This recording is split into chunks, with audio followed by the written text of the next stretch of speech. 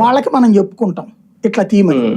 అప్పుడు అసలు మనకు ఆ ఓపిక కూడా ఉండదు. ఎవడు కూడా ఓ సామాన్యుడు నాకు ఓటు కావాలని కోరుకుంటాడు కానీ నాది అక్కడ ఓటు ఉంది తీసేసుకోండి అని చెప్పడం.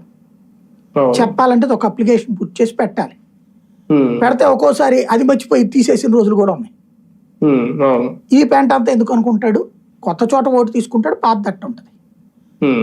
10 ఏళ్లకు ఒకసారి అది రివిజన్ చేసి అట్లాంటివి సరి చేసేందుకు ఒక డ్రైవ్ పెడతారు ఎన్నికల సంఘం. ఇది వాళ్ళ పెట్ల ఈ స్పెషల్ ఇంటెన్సివ్ రివిజన్ అనేది గత 70 ఏళ్ల నుంచి అమలవుతానే ఉంది. ప్రతి 10 ఏళ్లకు ఒకసారి. దానికి పేరు తెలియదు, అది ఎన్నికల సంఘం రివ్యూ రా అంటారు. ఇదివరకు అంటే ఒకటి సార్ 70 ఏళ్ళుగా ఉండొచ్చు కానీ ఈ స్థాయిలో ఒకేసారి ప్రతి ఏడాది తీస్తానే ఉంటారు, ప్రతి 5 ఏళ్లకి తీస్తానే ఉంటారు.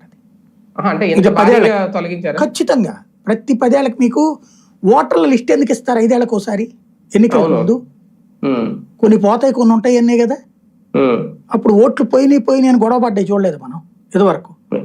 ఎట్ట పోయినాయి?